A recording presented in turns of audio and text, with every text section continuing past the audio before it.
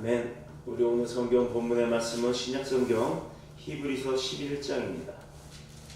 신약성경 히브리서 11장 23절에서 29절까지 31절까지의 말씀입니다.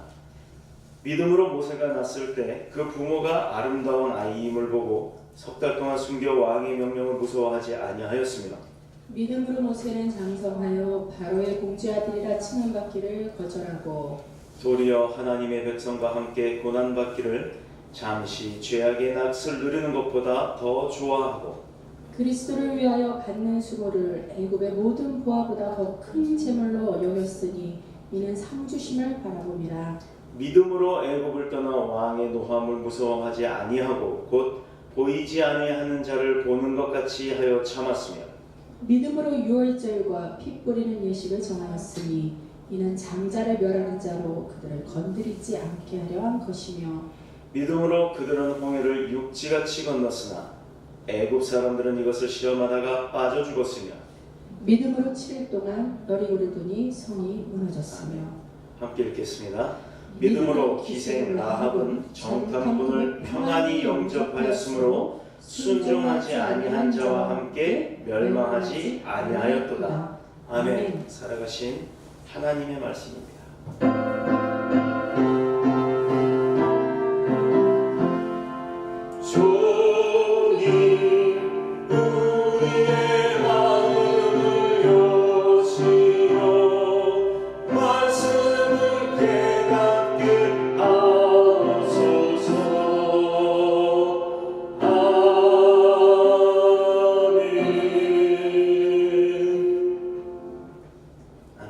이제 우리 안정수 목사님 나오셔서 성숙한 그리스도의 자녀라는 말씀의 제목으로 함께 은혜를 나누도록 하겠습니다. 자, 성숙한 그리스도의 자녀. 우리가 이렇게 되려면 무엇이 필요하고 우리가 어떻게 해야 될까요? 자, 결론부터 말씀드립니다. 성숙한 그리스도의 자녀가 되려면 믿음이 요구되는 줄 믿습니다. 하나님의 자녀가 된 우리는 시간이 지날수록 신앙이 성장해야 하는 것은 당연한 것입니다. 육체도 시간이 지날수록 이렇게 자라요. 자라지만 어느 정도 다 자랐다 싶으면 그 누구나 다 성장은 멈추기 마련입니다. 여성들은 한 20대 정도까지는 큰다고 하는데 그 이후에 되면 이제 성장이 멈춘다고 하죠. 그러다가 이제 근데 남성들은 뭐 20대 이후에 군대를 갔다 와서도 많이 자란다고 해요. 그래도 끝까지 자라고 계속 키가 자라고 성장하는 사람은 없습니다. 그래 이와 같이 부모의 자녀로서 우리가 성장에 대한 한계는 있습니다. 그러나 영은 한계가 없습니다. 우리가 성숙하려면 성장의 그 단계를 거쳐야 되는데 예수 그리스도를 믿어 의에 이르러 하나님의 자녀가 된 우리는 영으로 거듭났기에 성장의 한계가 없이 계속해서 자랄 수 있는 축복을 소유하고 있는 줄로 믿습니다. 자, 그런데 우리가 교회는 늘 다니면서도 영적인 신앙이 자라지 못하고 성숙되지 못한 원인이 무엇일까요?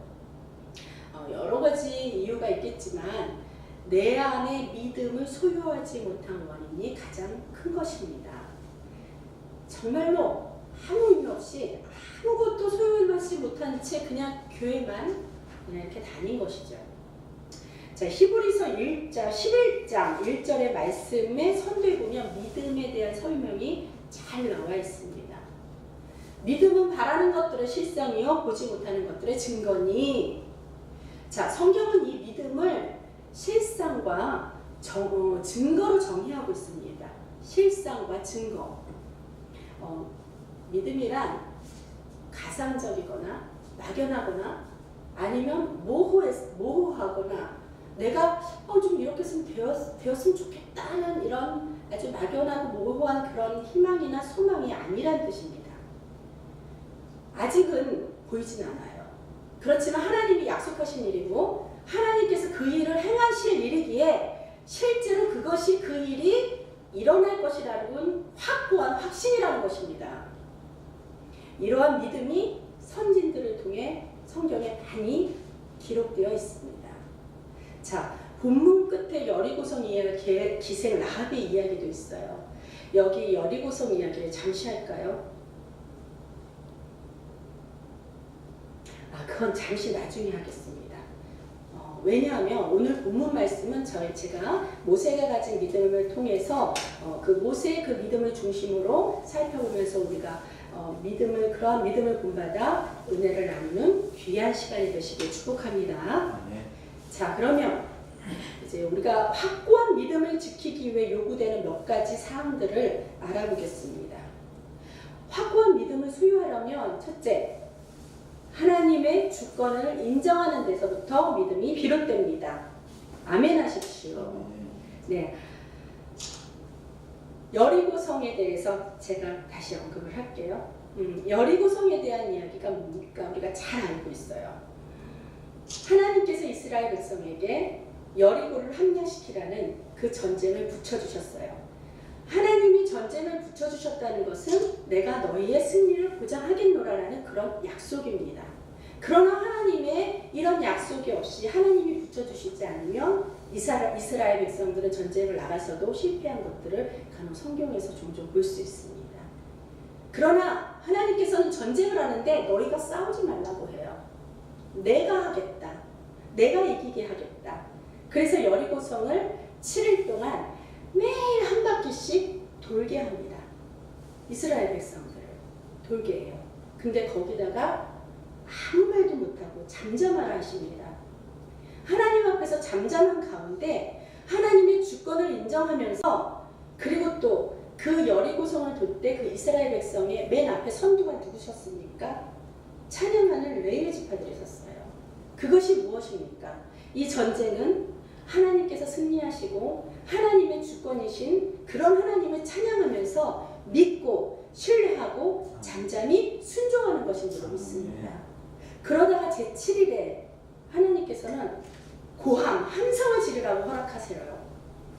그래서 이스라엘 백성들이 6일 동안 잠잠히 그 여리고성, 그 큰 여리고성을 돌다가 7일 때 하나님 앞에 두 손 들고 고함을 칩니다.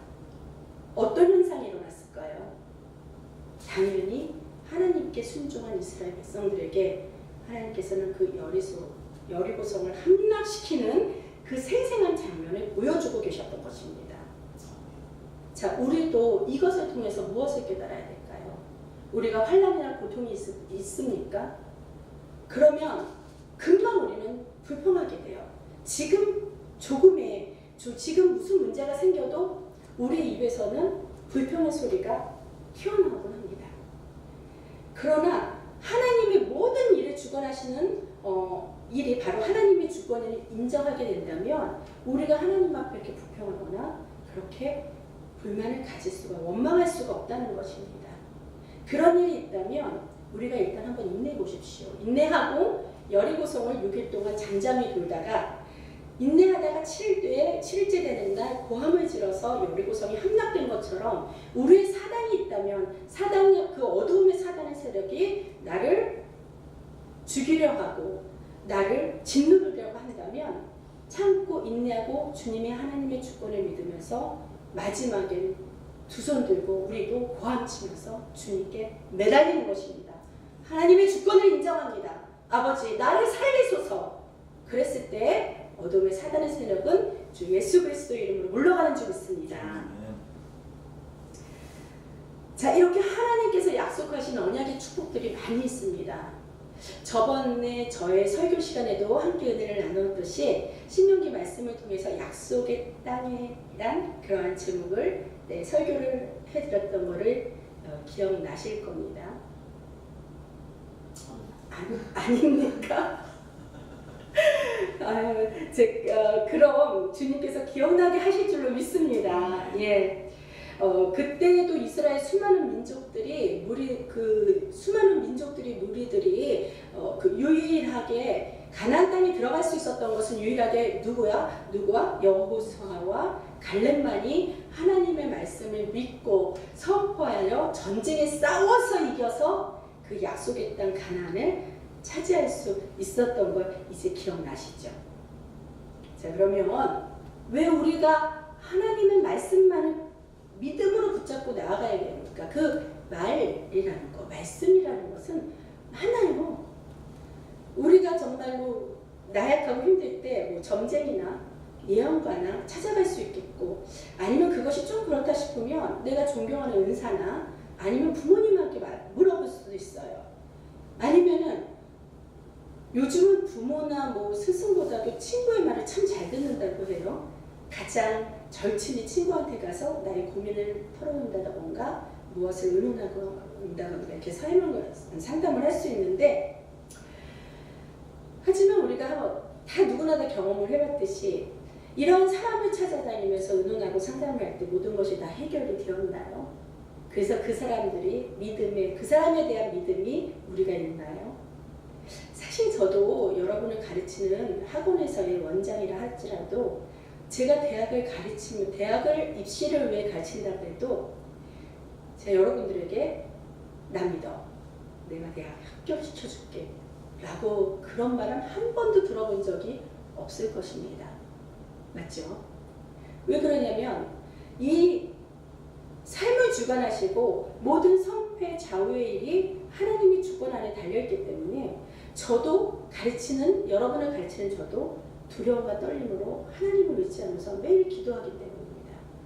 그러한 여러분도 같이 함께 기도하시면서 공부를 하고 학업을 할 때 하나님께서 귀한 능력으로 성공의 인생으로 인도하시는 줄로 믿습니다. 자, 부모님 또한 어때요? 부모님도 우리가 어렸을 때 갖고 싶은 거 막 장난감 사달라고 그러나 뭐 저는 옷을 많이 사달라고 많이 졸랐어요. 근데 다 안 사주시더라고요. 사달라고 얘기하면 믿으면 사줄 줄 알았는데 아무리 땡깡했어도 그냥 다음에 사줄게 그래요. 근데 멋모르고 순수하고 어렸을 때, 철이 없었을 때는 진짜 다음에 사주는 줄 알았어요. 근데 사줍니까? 못 사줍니다. 왜 못 사줘요? 부모님들은 사주고는 싶지만 솔직히 그때 당시 형편이 안 좋을 수도 있고요. 아니면 형편이 좋다면 반대로 너무 해달라는 대로 다 해주면 저희의 그 성장하는 데 있어서 너무 아쉬움 없이 감사함 없이 그런 교육 차원에서도 아마 못 사주는 경우가 많이 있었을 겁니다. 여튼 이든 저든 하여튼 부모를도 믿을 수가 없었어요. 어렸을 때는 그런 것 갖고 상처를 많이 받잖아요. 저는 어머님한테 저희 엄마한테 너무너무 그런 거에 대한 믿음의 신뢰가 깨진 거에 대해서 상처가 많았어요. 예, 이처럼 그러나 철이 들고 보니까 부모님은요 존경의 대상이지 믿음의 대상이 아니더라고요. 이처럼 사람은 긍휼이나 어려운 사람, 불쌍한 사람, 이런 사람은 긍휼의 대상으로 보거나 아니면 내가 모든 사람을 사랑으로 볼 수 있는 대상으로만 여겨야지 믿음의 대상이라고 보면서 심지어 목사인 저까지도 여러분들이 제 말을 모두 다 믿는다. 물론 이 강대에 위해서 하나님의 말씀을 선포할 때는 여러분들이 받아주셔야 돼요. 저는 제가 이 앞에서 나와서 설교를 할 때 안정수 목사라는 사람이 설교하는 것이 아니라 안정수 목사를 통해서 하나님께서 성령의 역사하심으로 말씀을 선포하는 줄로 믿어야 하십니다. 예, 그것 말고 우리가 소소하게 사소하게 얘기했을 때 모든 말들을 믿으면 위험에 빠져요. 상처를 받을 수도 있어요. 왜냐하면 저도 인간이기 때문이에요. 그러나 제가 목사의 직분으로서 될 수 있으면 여러분들에게 상처를 주지 않으려고 하나님의 말씀만 여러분과 대화할 수 있도록 노력하면서 기도하고 있는 중입니다. 그런 저를 위해서 많은 기도 부탁드립니다. 자, 이처럼 사람과는 달리 하나님께서는 전지전능하신 분입니다. 요한복음 1장 1절 말씀에서 태초에 말씀이 계시니라 했어요. 이 태초라는 건 뭐냐면 천지가 창조하기 훨씬 그 이전 영원전을 말하는 것입니다. 우리가 알지 못하는 그 영원전에 스스로 하나님께서 계셨고 그 말씀과 함께 하셨다는 거예요. 새벽에 제가 잠깐 설명을 해서 우리 부윤정님도 잘 알 거예요. 부윤이는 아멘. 또 기억날 줄로 믿습니다. 예. 이와 비교를 해보면 창세기 1장 1절 말씀에서는 태초에 하나님이 천지를 창조하시니라 했어요. 여기에 태초는 뭐냐면 그 영원전에 계신 하나님 그 이후에 하나님이 천지를 말씀으로 창조하셨다는 거예요. 그러니까 이 영원전에 계신 스스로 계신 하나님께서 말씀으로 천지를 창조하셨으니까 이 천지가 다 누구 것입니까? 하나님. 아멘. 그러기에 우리는 이 모든 만물이 하나님의 주권이심을 믿으시기를 진정 축복드립니다. 하나님은 온 세상 만물을 우리에게 다 누리도록 주셨어요. 우리가 하나님께서 주신 그 축복대로 이 세상의 만물과 모든 것을 다 누릴 수 있는 은혜를 입었습니다. 숨 쉴 때 호흡할 때 이 공기 돈 주고 안 마셔. 호흡하지 않아요. 예전에는 물 한 잔 마시는 것도 그냥 마셨어요. 그렇죠? 아무데나 놔도. 근데 지금은 돈을 주고 사서 마십니다. 이게 왜 이렇게 됐을까요? 조금 이따가 얘기를 할게요. 그리고 우리가 뭐든 먹고 자고 또 그 자연적인 것과 본능적인 것뿐만 아니라 정말로 모든 일에서 계획이 되고 예정이 하신 것은 하나님께서 다 주권하심으로 이루어진 거예요. 그래서 우리의 주인은 하나님이라는 걸 항상 잊지 않고 기억해야 합니다. 다만 여기서 우리가 오해하지 말고 주의해야 될 사항이 있습니다. 하나님께서 우리에게 모든 것을 다 누리고 다스리고 정복하고 그런 말이 창세기에 나와 있죠. 그러라고 주셨지만 그렇다고 이게 완전히 내 거, 우리 거가 된 것은 아닙니다. 여전히 소유는 하나님의 것이로되 하나님은 그것을 마음껏 사용하라고 우리에게 그저 사용권을 주신 것뿐입니다.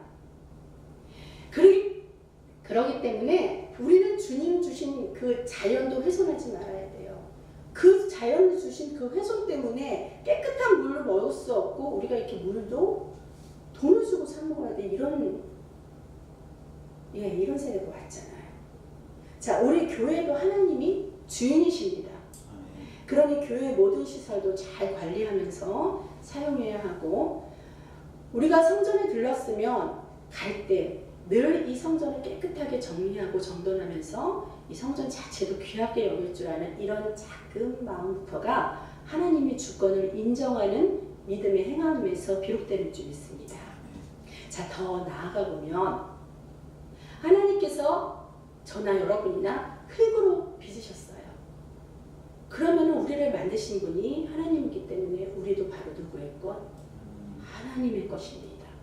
그렇기 때문에 하나님이 나를 왜 만들었을까? 그러한 주님의 뜻을 바로 알고 그리고 내가 주님의 뜻대로 정말 온전히 사용되도록 우리가 주님께 맡기고 헌신해야 하는 것입니다. 이런 믿음이라야 점점 자라서 성숙하게 되는 겁니다. 여러분께서는 지금 어느 단계입니까? 믿음이 시작되는 단계입니까? 아니면 성장하는 단계입니까? 아니면 더 깊게 성숙되어 그리스도의 제자가 되는 단계입니까?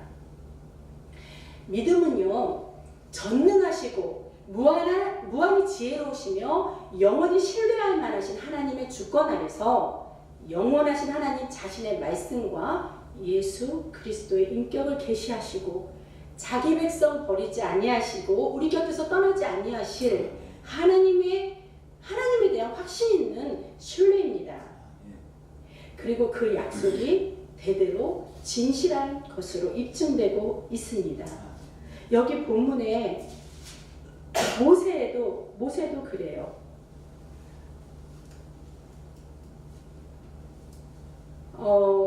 모세는 23절 말씀을 보면 모세가 날 때 그 부모의 믿음을 먼저 볼 수 있습니다. 그 모세가 날 때 그 당시의 배경은 바로가 다 장자들은 다 2살, 3살, 남자아이 3살 미만이요. 네, 남자아이는 다 장자는 죽이라고 명했어요. 왜 그러냐면 자기의 왕권에 대해서 불안을 느꼈기 때문입니다. 그래서 다 죽이라고 했는데 모세의 부모 어머니는 모세를 낳는데 이 아이가 정말로 하나님의 아들로서 정말로 하나님께서 주신 아들이라고 확신했던 것입니다. 하나님의 주권으로서 하나님께 드리기를 헌신하고 결단했다는 거예요. 그렇기 때문에 두렵지 않고 그리고 드러나지 않게 어떻게 그 바구니 밑바닥에 역청을 발라서 역청을 바르면 이제 물이 밖에서 바구니 안으로 스며들지 않도록 그래서 그 아이를 갓난 아이를 바구니 안에 넣고 나이감을 띄우죠. 그랬을 때 바로 왕궁의 공주가 모세를 봅니다. 너무 잘생기고 이쁘고 탐이 났어요. 그래서 그 바로를 공주가 키우게 됩니다. 모세를 키우게 됩니다. 할렐루야. 네, 이래서 목사님께 감사드려요. 든든하잖아요. 네. 그런데 모세는 거기서 무엇이 부족했겠습니까? 너무나도 왕궁에서는 뭐 다 누릴 수 있는 그러한 부유함이 있었고 그러한 권력도 있었고 권세도 있었지만 그것을 그 공주의 아들이란 칭함받기를 거절하였다고 했어요. 왜 거절하고 다른 반대의 고난과 그런 고통의 길을 걸었을까요? 25절 말씀에 도리어 하나님의 백성과 함께 고난받기를 잠시 죄악의 낙을 누리는 것보다 더 좋아하고 있습니다. 이러한 마음도 하나님께서 주시는 줄로 믿습니다. 네. 그리스도 고통에 참여하기를 모세는 선택하였던 것입니다. 자, 그래서 이스라엘 백성에게 구원을 약속하신 여호와께서 그 모세의 그 믿음을 통하여 출애굽시켜 가나안 땅으로 인도해내셨던 사실만 보아도 우리가 그 믿음이 얼마나 믿음으로 말미암아 하나님께서 그 약속이 대대로 진실한 것으로 지켜주신 것을 우리가 입증할 수 있다는 것입니다. 자, 그러기에 애굽에서 당했던 그 고통과 고난은 만약에 우리가 당할 수도 있어요. 그래도 하나님께서 우리는 반드시 구원해 주신다는 그 주님의 해결하심과 그 행하심을 믿고 인내하면서 우리가 미리 감사하는 것도 저와 여러분의 축복인 줄 믿습니다. 그래서 하나님의 말씀을 믿고 하나님의 주권을 인정한 그런 믿음의 사람들의 특징이 있습니다. 첫 번째 특징은 하나님의 주권을 인정하는 사람이고요. 지금 두 번째, 항상 범사에 감사합니다. 데살로니가전서 5장 16절 18절 말씀에서 항상 기뻐하라, 쉬지 말고 기도하라, 범사에 감사하라 라고 이렇게 구체적으로 하나님은 방법을 알려주셔요. 우리가 성경을 안 읽어서 성경 묵상하지 않아서 우리가 방법을 모르는 것입니다. 근데요, 하나님은 너무 자상하시고요. 너무 자비하시고요. 저는 이 세상에서 우리 목사님이 남편으로서 제일 자상한 줄 알았어요. 근데 성경을 읽고 말씀을 묵상하니까 하나님 여기서 우리 목사님이 이 성경에서 다 배운 거였더라고요. 그렇기 때문에 우리가 방법을 알려면 성경을 묵상하십시오. 그래서 이렇게 방법을 알려주시면서 그리스도 예수 안에서 너희를 향하신 하나님의 뜻이라고 알려주십니다. 사랑하는 성도 여러분, 예수님 한 분만 믿고 의지하면 항상 기뻐하여 정말 범사에 감사할 수 있습니다. 그런 기쁨을 주시고 그 기쁨을 놓치지 않으려 예수님과 동행하기 위해 쉬지 않는 기도도 할 수 있게 되는 것입니다. 우리를 죄에서 구원해 주시고 그 다음 부활을 통해서 영생을 허락하시는 그 예수님으로 인해 모든 일에 대해 범사에 감사하게 되며 하나님 앞에 영광이 되는 줄로 믿으시기 축복합니다. 혹시 우리의 자녀가 우리를 힘들게 합니까? 자녀를 통한 일들이 매우 속상하고 안타깝고 그런 일들이 많이 있을 줄로 알아요. 저는 그런 면에서 대표적인 대명사입니다. 지금 우리 아이들은 저희 곁에 없어요. 목사님 엄마 아빠가 싫대요. 어떻게 합니까? 앞이 캄캄해요. 그래서 보이지는 않지만 계속 하나님께서 주신 약속의 말씀인 그 증거, 실상과 증거가 믿음이었죠. 그래서 그 약속의 말씀, 그 믿음을 부여잡고 기도하며 그 믿음에 따라 그 정말로 하나님이 이루실 실상을 보기 위해 지금까지 기도하고 있습니다. 그래서 여러분들도 반드시 그러한 믿음을 저와 같이 소유하셔서 우리 자녀들도 주님으로 돌아와서 정말로 진정한 복을 받을 수 있는 날이 있는 줄로 믿으시기 바랍니다. 또 고통이, 고난이 우리가 현실에서 겪을 수 있는 고난이 무엇이 있겠습니까? 물질입니까? 물질 또한 훈련을 받은 자라면 저도 또 대명사일 수 있습니다. 물질에 대해서 허덕여보지 않은 사람은 이 갈망함을 잘 이해하지 못해요. 지금 아직 취업을 갖지 않은 청년이나 공부하고 있는 학생 여러분들은 부모님이 물질이 부족하거나 힘들어도 여러분까지는 그게 오지 않습니다.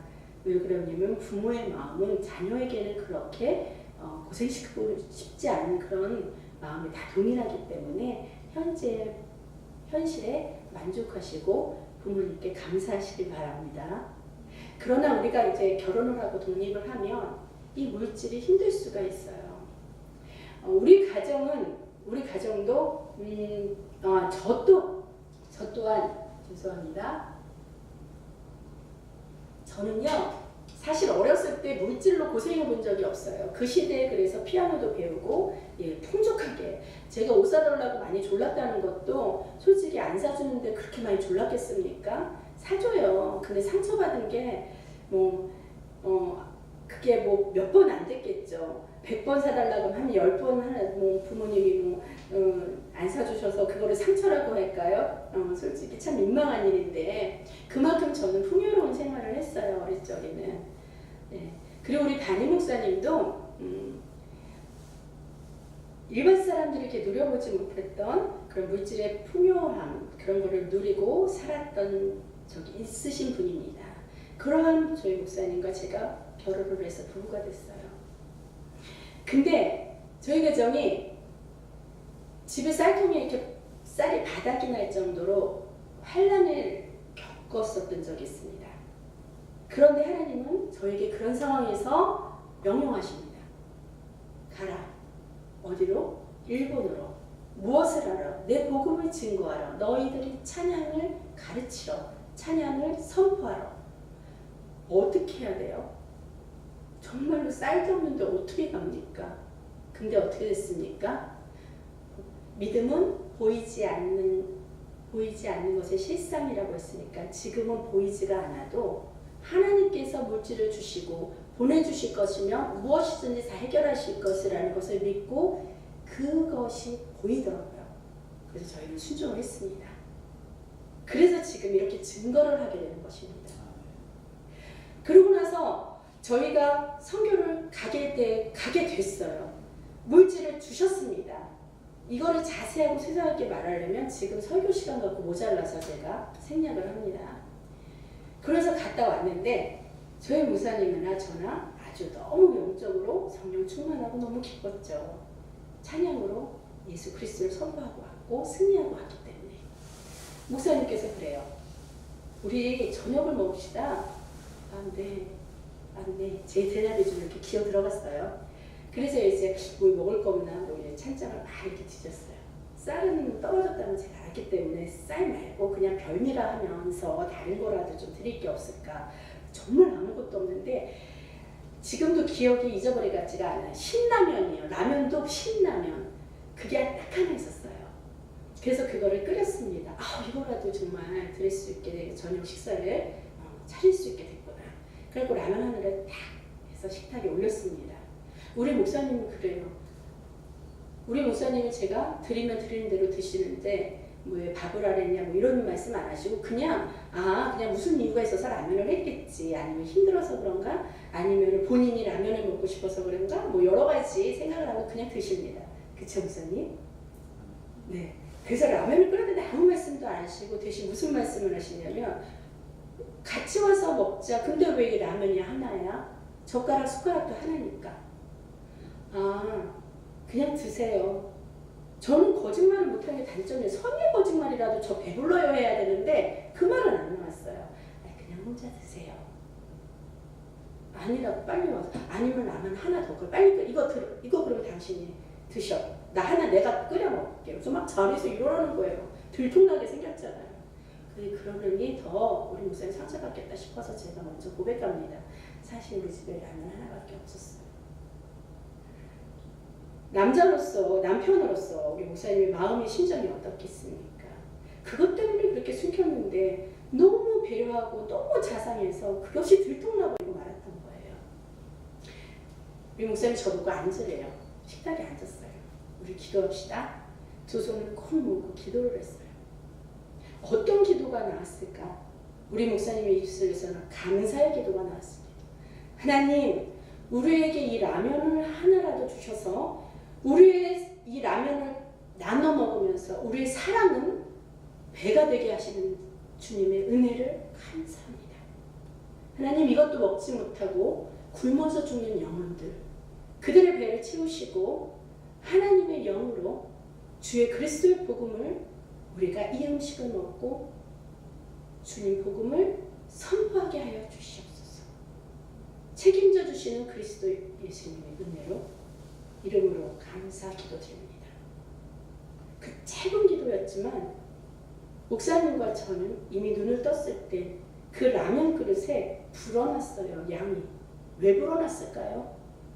눈물이 그 냄비 안에 뚝뚝 떨어졌었기 때문입니다. 우리의 눈에는 그렇게 보였어요. 라면이 2배로 불어있다는 게 바로 우리의 눈물의 양이라고 저는 그렇게 은혜를 받았습니다. 그리고 나서 어떻게 될게요? 하나님은 정말로 생각지 않은 통로로 이 학원을 주셨습니다. 곧 주셨어요. 곧. 이후에 주신 것도 아니에요. 곧 주셨고 그때부터 지금까지 하나님께서는 우리에게 채워주시고 축복 주시고 회복을 시켜 주셨습니다. 이러한 축복과 체험으로 인해 이것은 하나님의 주권 아래 있으며 아무리 우리가 그때 당했던 고통과 환난이 있을지라도 물질에 대해서 너무 궁핍함을 얻었을지라도 우리는 그때 그 이후에 우리가 하나님께서 그 이유가 왜 그러신지 우리가 성교까지 갔다 오고 우리가 주의 일에 올인하고 정말로 찬양하면서 당신네들은 찬양을 하는데 왜 물질이 없습니까? 비난과 조롱을 받음에도 불구하고 왜 하나님께 감사할 수 있었습니까? 하나님께서는 결코 우리를 망하게 하시는 분이 아니에요. 하나님은 저와 여러분을 구원과 부활과 그 회복을 통해서 반드시 지금도 무언가 일하고 계시고 있다는 믿음을 여러분들이 갖기를 저는 소망합니다. 그래서 그것이 바로 은혜가 되었다는 말입니다. 그러니 어찌 감사하지 않을 수 있겠습니까? 하나님께서 행하시는 그 일들이 우리가 좋은 환경에서는 그 하나님의 행하심을 알게 되니까 감사하고 우리가 정말 어려운 환경이라도 알지 못해도 하나님이 행하실 것을 미리 믿음으로 감사하게 되는 것입니다. 그래서 믿음으로 성숙된 우리들은 범사에 감사할 수 있는 것입니다. 물질뿐 아니라 오해나 모욕이나 박해나 비난 등 정말 여러 가지로부터 사람들에게 많은 상처를 받았어요. 그리고 그 환경에 고난과 고통이 많이 있었습니다.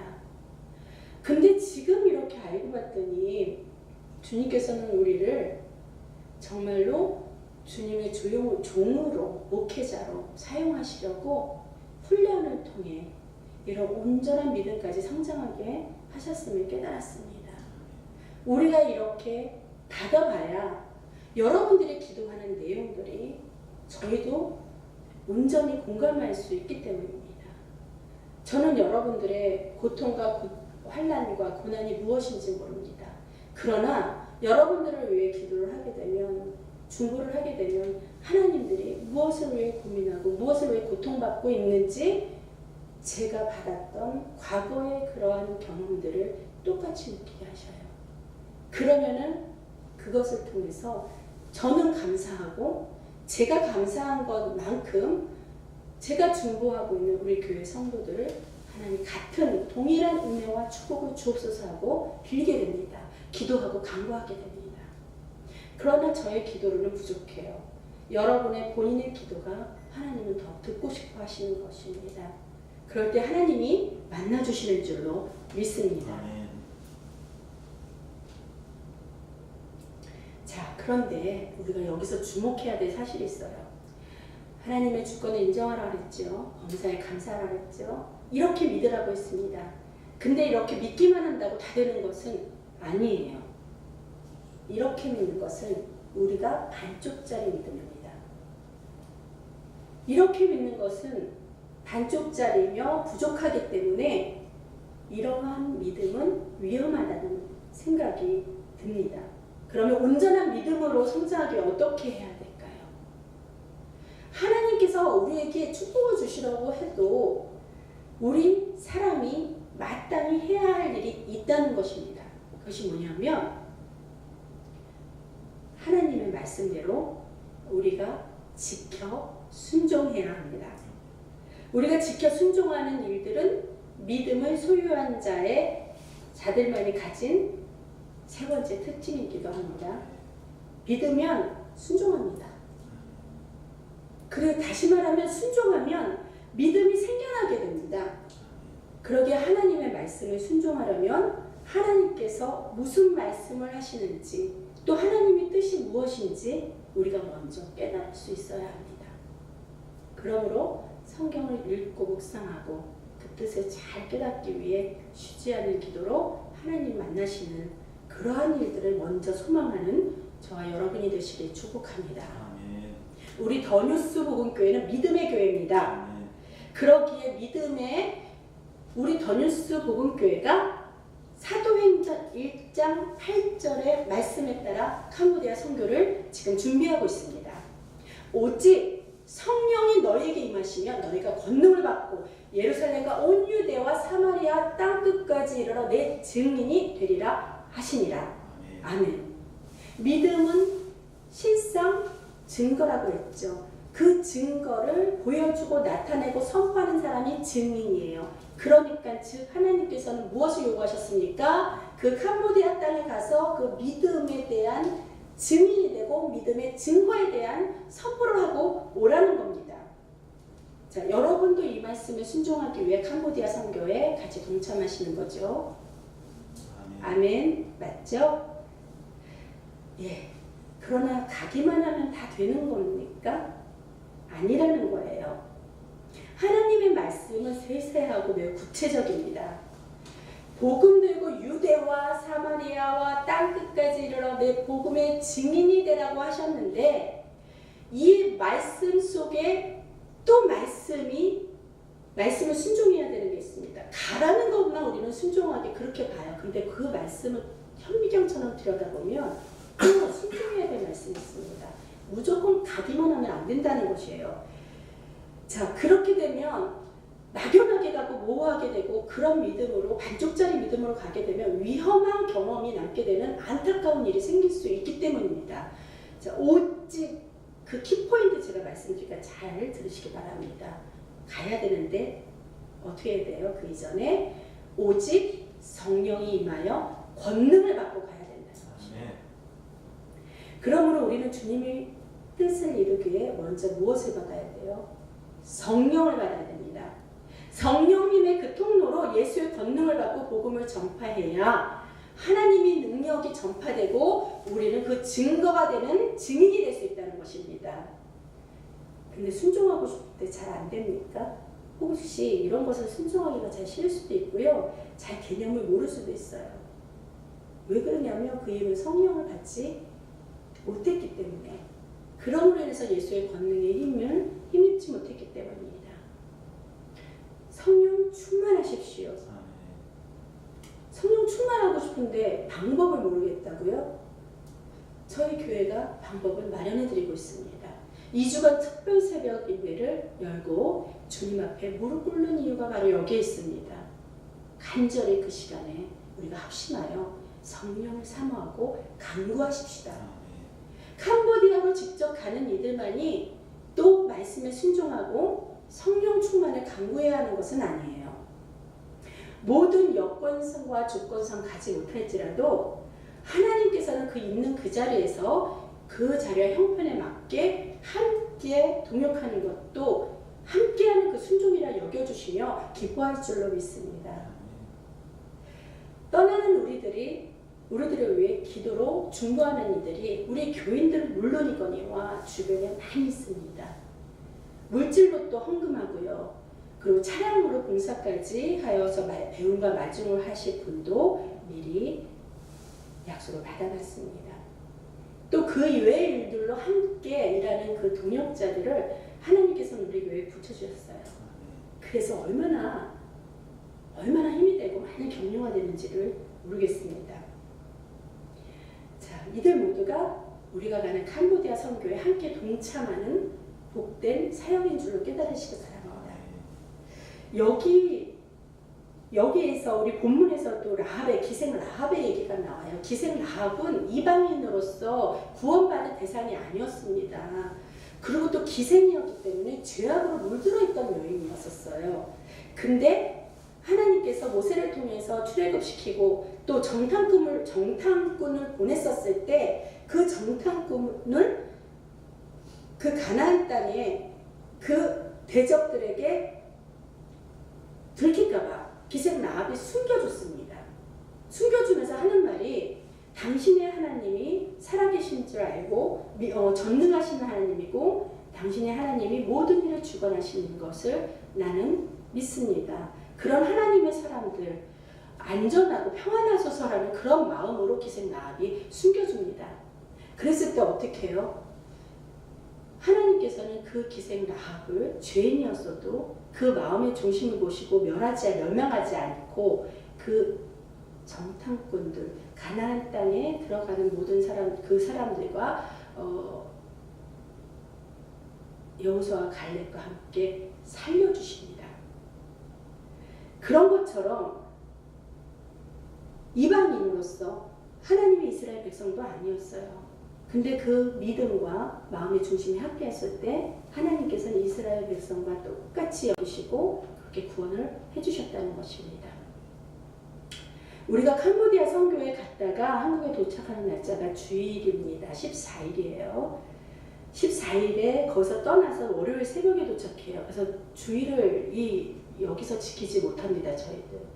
우리는 그래서 캄보디아에서 주일을 지켜야 되지만 여기서 남아서 또 중보하시는 성도들이 있어야 됩니다. 그래서 하나님 앞에 함께 주일 예배를 같이 동시에 드려야 할 줄로 믿습니다. 그때 기도가 가장 저희에게는 절실하게 필요할 때고 하나님께서 그때 기도를 또 요구하실 때입니다. 그래서 우리가 담임 목사님 통해서 예배를 드릴 수 있도록 외부 강사 목사님을 미리 초청하는 상태입니다. 그래서 여기 남아서 계신 성도님들은 간절히 기도로 중보해 주시기를 주님의 이름으로 부탁합니다. 할렐루야. 예, 자, 그러면 순종에 대한 모세의 믿음을 이어서 살펴보겠습니다.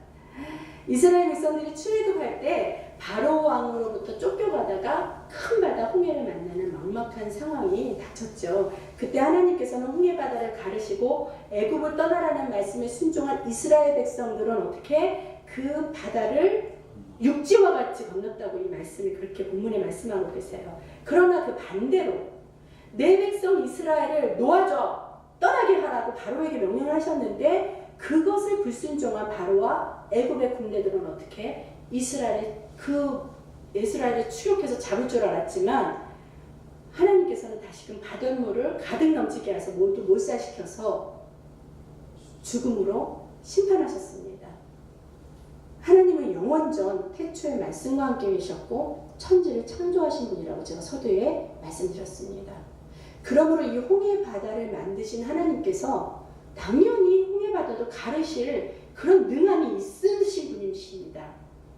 우리들은 홍해 바다를 걸렀던 것을 지금 말씀으로 봤을 때 무지 놀래죠. 그리고 만약에 그 현장에서 우리가 그것을 지켜봤으면 엄청난 기적으로 여겨졌을 것입니다. 근데 우리의 시선으로 봤을 땐 기적이지만 이것을 하나님의 시선으로 한번 돌려봅니다. 하나님께서 모세가 믿음으로 손을 들고 홍해바다를 향해 그 하나님께 외치는 그 믿음을 하나님께서는 얼마나 기특하게 여기셨겠습니까?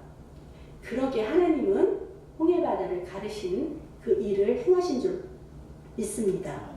이렇게 부족하고 나약한 우리들이 믿음으로 순종하기만 한다면 그 순종하는 그 자체가 바로 기적인 줄로 깨달으시기 바랍니다. 하나님이 행하시는 우리가 보는 눈은 기적이지만 그건 당연한 거예요. 능하신 하나님이기 때문에. 그렇지만 우리는 부족하고 연약하기 때문에 그 믿음으로 순종한다는 이 사실이 기적이라는 거예요. 내가 여러분이 순종하는 그 믿음의 기적이 매일매일 일어날 수 있도록 힘쓰고 애써야 할 줄로 믿습니다. 그런 믿음으로 주님 향해 손을 들고 나 주님께 항복합니다. 주님의 주권을 인정합니다. 그렇게 기도하면서 모세가 간구하고 외쳤던 그 우렁찬 음성으로 아버지 지금 환난이 닥쳐 나를 괴롭게 하고 나를 고통스럽게 하는 그 모든 악한 영들 주 예수 이름의 권능으로 물러갈지어다. 홍해의 바다처럼 갈라져 평안의 길이 나에게 그리스도와 함께 열릴지어다. 이렇게 한번 외쳐보십시오. 예수의 이름으로 외칠 때, 선포할 때 오늘도 내일도 늘 승리하시는 날들이 되시길 주님의 이름으로 축복합니다. 사랑하는 더누스교 성도, 더뉴스 복음교회 성도 여러분, 이제 2018년도가 얼마 남지 않았습니다. 하루인데요, 하루. 얼마도 아니고. 오늘 자정의 새해맞이 예배를 통해 저와 여러분이 이렇게 소원하였으면 좋겠습니다. 그리스도의 자녀로서 믿음의 장성한 분량까지 성숙되어 교회와 가정과 개인에게 하나님이 행하실 일들을 통하여 주실 은혜를 사모하시게 축복합니다. 어떤 일이든지 하나님의 주권을 신뢰하고 범사에 감사하는 마음으로 주인 되신 주님께 말씀으로 순종하여 실천하도록 기도하시기 소원합니다. 그러한 순종을 통해 기적의 주인공이 바로 여러분과 제가 되는 복된 새해가 되시길 그리스도 예수님 이름으로 축복합니다. 축복합니다. 할렐루야. 기도하시겠습니다. 주의 집에 영광이 가득